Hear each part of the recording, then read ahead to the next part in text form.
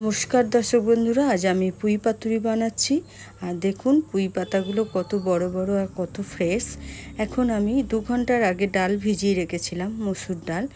এই ডালটা মিক্সি বাটিতে নিলাম, 4 কোয়া রসুন নিলাম, অল্প আদা নিচ্ছি, আর এখানে 6-7টা আমি লঙ্কা নিলাম, স্বাদ মতো লবণ, স্বাদ মতো মিষ্টি দেওয়ার পর আমি মিক্সিতে ঘুরিয়ে নিচ্ছি। বন্ধুরা দেখুন মিক্সিতে পেস্ট হয়ে গেছে।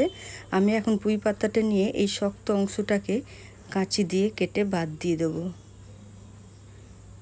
তারপর আমি এখানে ডাল বাটাটা যে বেটেছি সেটা দিয়ে দিচ্ছি। তারপর এইভাবে মুড়ে আবারও আমি ডাল বাটা দিচ্ছি। তারপর এই দিকটা আবার মুড়ে নিয়ে আমি ফ্রাই প্যানে সাদা তেল দিয়েছি, তার মধ্যে দিয়ে দিলাম, আর এটা খুবই কম হিটে ভাজবো আস্তে আস্তে। বন্ধুরা এটা কিন্তু গরম গরম খেতে খুবই টেস্টি। একবার হলেও আপনারা এইভাবে বানাবেন। রেসিপিটা ভালো লাগলে ইউটিউব থেকে দেখলে সাবস্ক্রাইব, লাইক, শেয়ার, কমেন্ট করবেন।